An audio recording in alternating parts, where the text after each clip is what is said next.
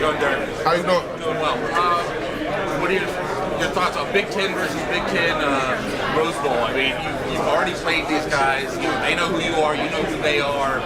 Just your thoughts. What an opportunity it is to play them guys. Two Big Ten teams playing in the playoffs, deep in the playoffs too.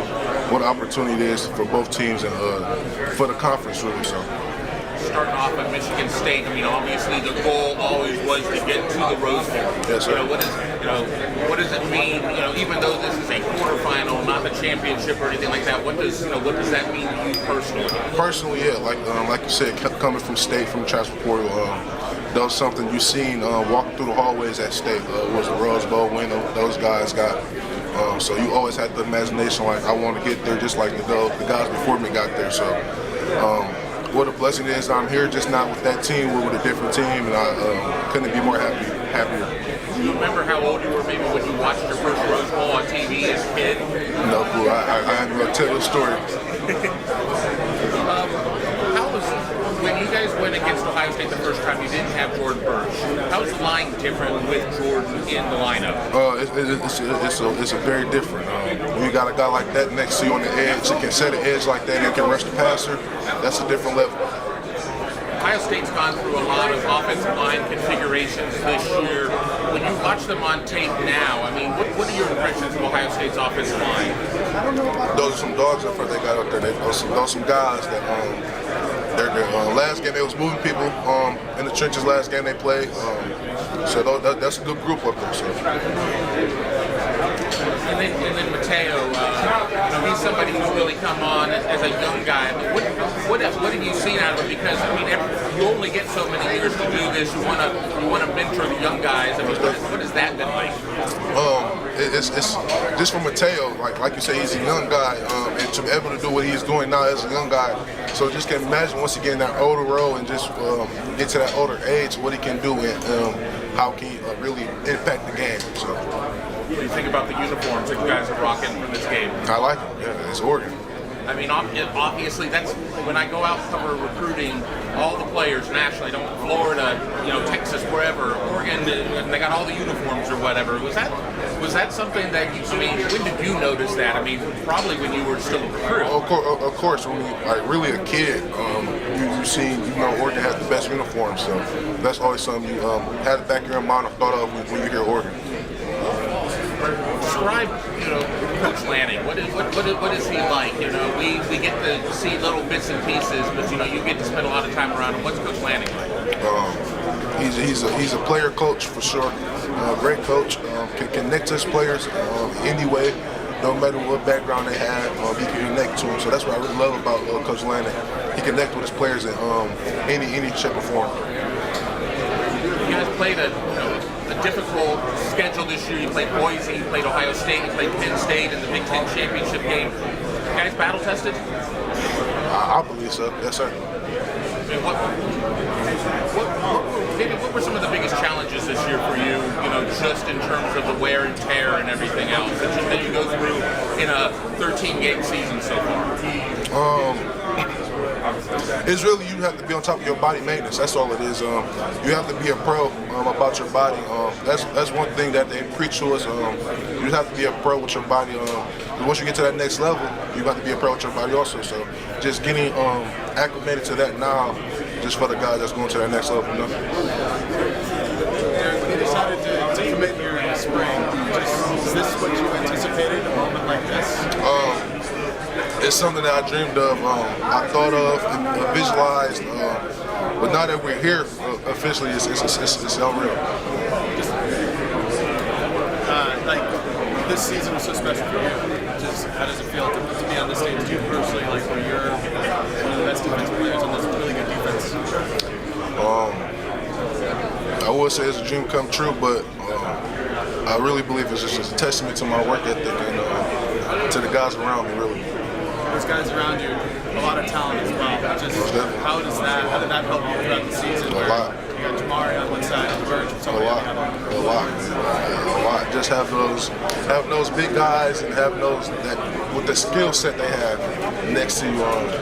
It's like you can't slide one way, you can't slide this way. Like you got to give us matchups, and somebody got to win that one-on-one. So it's good. Where have we seen one of those guys improve the most? Whether it's Jamari or Mateo, just who do you feel like has improved the most on that line? I feel like everybody got better throughout the year.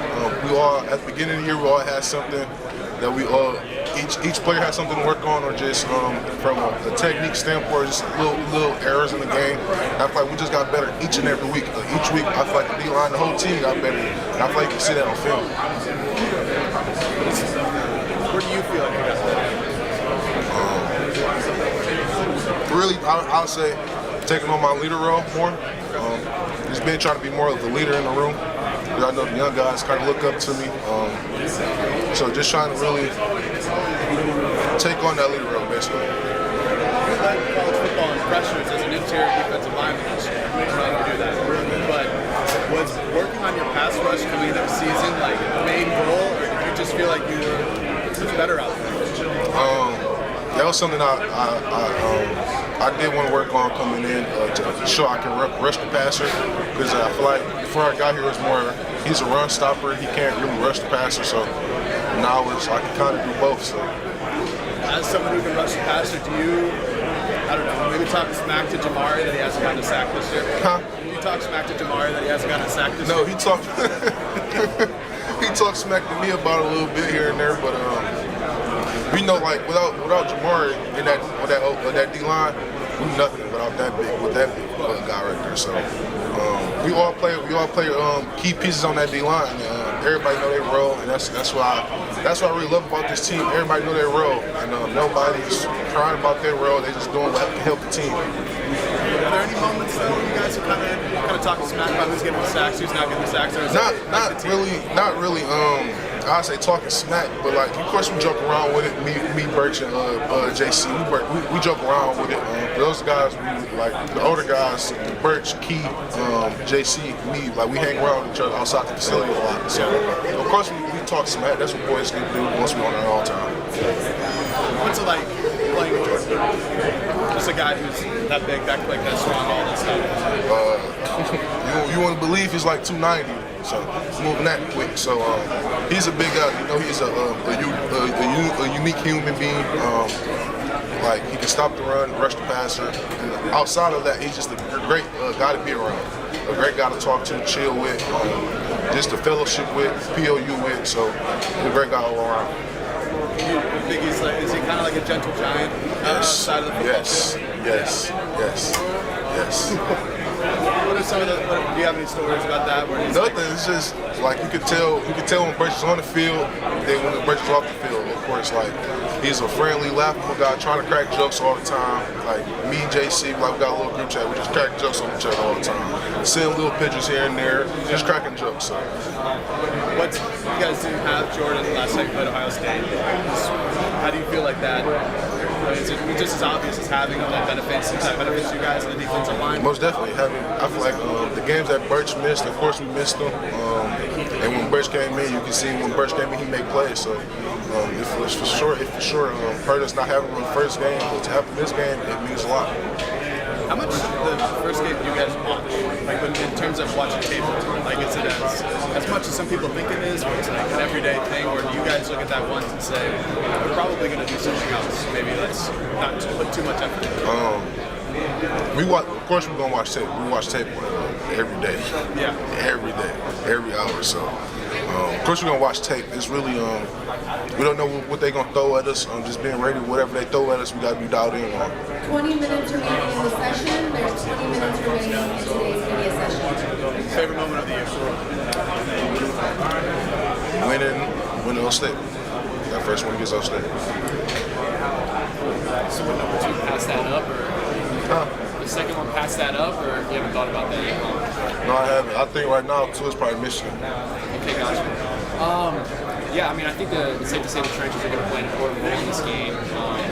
Me personally, I think obviously their run game is back and forth. So how important is you as a defensive tackle to kind of plug those holes, and also Jamari and stop the run for you guys? Very important. Very important. You received a lot of recognition for what you've done this year, and your fellow members kind of up on the stage and stuff as well. Are there folks on the team that you don't think have received enough recognition? If so, who and why? One more time. Sorry about that. No, I'm far away. Who on the team this year do you think hasn't received enough recognition, and why do they deserve a bit more?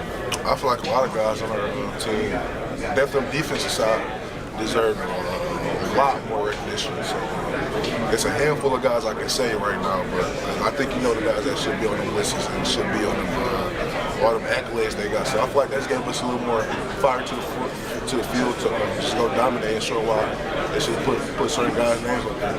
Who do you think that